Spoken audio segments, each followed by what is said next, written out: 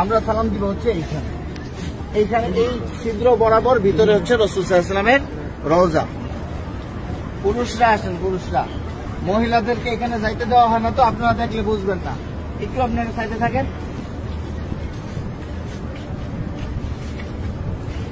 আমরা ভিতরে যাব হচ্ছে এইভাবে, আমাদের বাম দিকে থাকবে রওজা।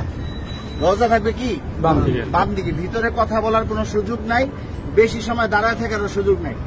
প্রথম দুইটা ছিদ্র থাকবে, যে দুইটা ছিদ্রের ভিতরে কোনো কিছু নাই, কবরের জায়গা ফাঁকা আছে। এখানে হযরত ঈসা আলাইহিস সালাতু ওয়াস সালামকে দাফন করা হবে, ওই পাশে হচ্ছে হযরত ইমাম মাহদিকে দাফন করা হবে। তো এই যে প্রথম দুইটা ছিদ্র ফাঁকা, এখানে অনেকে দেখবেন সালাম দিতেছে, ভিড় লেগে আছে। এখানে সালাম দিব না, আমরা সালাম দিব হচ্ছে এইখানে।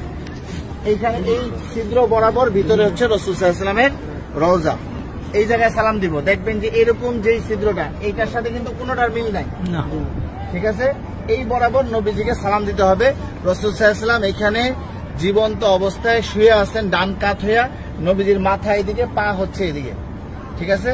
রাসূল শুয়ে আছেন, উম্মতের সালাম গ্রহণ করতেছেন, হ্যাঁ, সরাসরি সালাম গ্রহণ করতেছেন।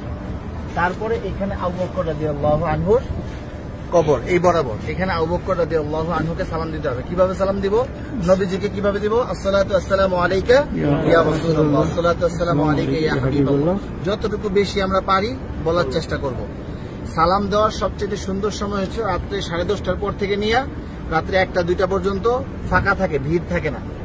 আর দিনের বেলা সকাল 7টা থেকে নিয়ে একেবারে জোহর পর্যন্ত কি ফাঁকা থাকে, ফাঁকা। আসরের সময় থেকে নিয়ে এশারের পর পর্যন্ত কি থাকে? ভিড় থাকে।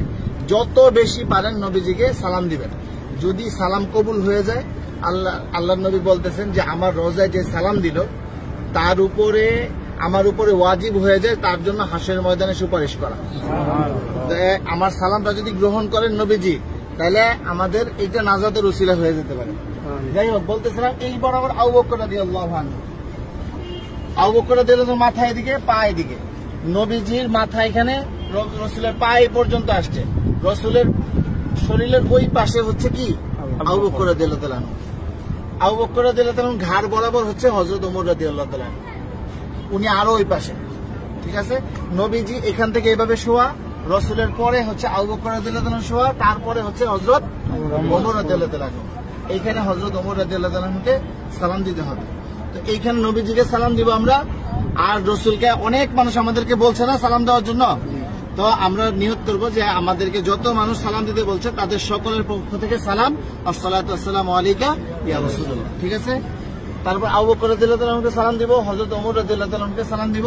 তারপরে এখানে কোনো কিছু নাই, ফাঁকা আছে কবরের জায়গা ভিতরে, আমরা এদিক দিয়ে বের হয়ে যাব। এটা হচ্ছে পুরুষদের যে কোনো সময় খোলা আছে সালাম দেওয়া।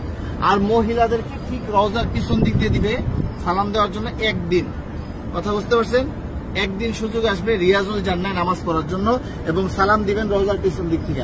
আর মহিলারা বাহির দিয়া প্রতিদিনই সালাম দিবেন আপনারা বাহির থেকে, হ্যাঁ? এই পাশে আসেন।